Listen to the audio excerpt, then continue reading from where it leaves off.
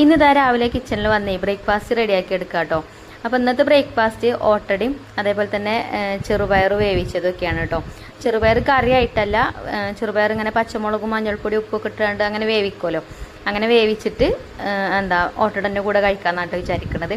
അപ്പോൾ ആദ്യം ചെറുപയർ ഞാൻ കഴുകി കുക്കർക്ക് ഇട്ട് കൊടുക്കുന്നുണ്ട്. പച്ചമുളകും ഉപ്പും മഞ്ഞൾപ്പൊടി ഇട്ടിട്ട് വെള്ളം ഒഴിച്ചുകൊണ്ട് വേവിക്കാൻ വേണ്ടിയിട്ട് വെച്ചിട്ടുണ്ട്. ഇനി ഓട്ടടക്കുള്ള മാവ് റെഡിയാക്കി എടുക്കണം. അപ്പോൾ പച്ചരിയൊക്കെ തലേ ദിവസം തന്നെ വെള്ളത്തിലിട്ട് വെച്ചിട്ടുണ്ടേനും അങ്ങനെ അരി കഴുകിയാണ്ട് ജാർക്ക് ഇട്ട് കൊടുത്തിട്ടുണ്ട്. പിന്നെ ഇതിലേക്ക് കുറച്ച് തേങ്ങ ചിരവിയതും അതേപോലെ തന്നെ കുറച്ച് ചോറും ചേർക്കുന്നുണ്ട്, ഓട്ടട നല്ല സോഫ്റ്റ് ആയിട്ട് കിട്ടാൻ വേണ്ടിയിട്ട് കേട്ടോ. പിന്നെ അതുപോലെ കുറച്ച് വെള്ളം ഒഴിച്ചാണ്ട് അടച്ചു വെച്ചിട്ട് അങ്ങനെ അടിച്ചെടുത്ത് കൊണ്ടുവന്നു. ഇതാ ഞാനൊരു പാത്രത്തിൽ ഒഴിച്ചു കൊടുത്തിട്ടുണ്ട്.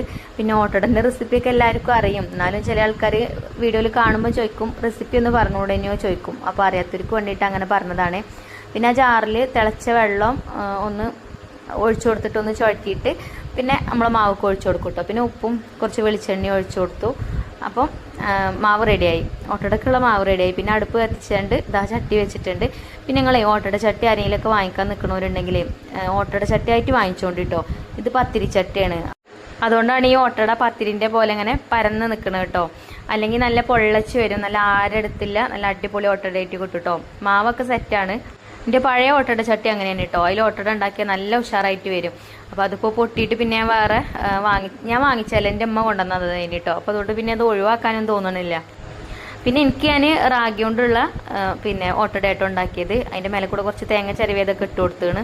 അങ്ങനെ ഓട്ടട ചുടലൊക്കെ കഴിഞ്ഞു. പിന്നെ നമ്മളെ ചെറുപയറൊക്കെ വെന്തിട്ടുണ്ടേന്, ചെറുപയറിന് കുക്കറിൽ വേവിച്ചെടുത്തിട്ടുണ്ടായിരുന്നല്ലോ, അതൊന്ന് ഉള്ളിയൊക്കെ അരിഞ്ഞിട്ടാണ്ട് ഒന്ന് തൂമിച്ചെടുത്തിട്ടുണ്ട് കേട്ടോ.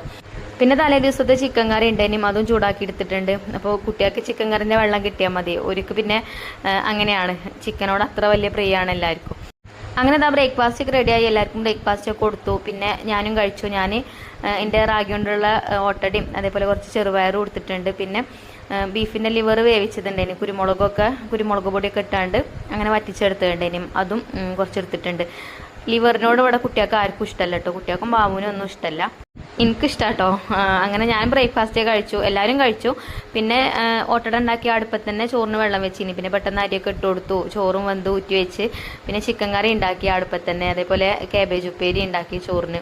അങ്ങനെ ചോറും കൂട്ടാനൊക്കെ ആയി. പിന്നെ കുട്ടികളൊക്കെ അടിച്ചു വാരി തുടക്കമൊക്കെ ചെയ്ത് അങ്ങനെ ഇതാ ഞങ്ങൾ പുഴയിൽ പോരുകയാണ് കേട്ടോ. അപ്പോൾ ഇന്നലെ തുടങ്ങിക്കണം വെച്ചാൽ പുഴയിൽ പോവല്ലേ എന്ന് മക്കൾ പറയൽ തുടങ്ങിയിട്ട്. അപ്പോൾ ഇന്ന് രാവിലെ പോവാൻ പറഞ്ഞാണ്ട് അങ്ങനെ ഞങ്ങളെ ക്ലീനിങ് ഒക്കെ കഴിഞ്ഞതിന് ശേഷം പിന്നെ പുഴയിൽ വന്നിട്ടോ. പുഴയിൽ വന്നാൽ പിന്നെ മക്കളെ വീഡിയോ എടുക്കാനൊന്നും കിട്ടൂല. അപ്പോൾ ഒരു പിന്നെ വെള്ളത്തിൽ ഇറങ്ങി. പിന്നെ ഞാൻ എൻ്റെ അലക്കലൊക്കെ വേഗം തീർത്തു. അങ്ങനെ ഞങ്ങൾ വീട്ടിലെത്തി ഫുഡൊക്കെ കഴിച്ചു.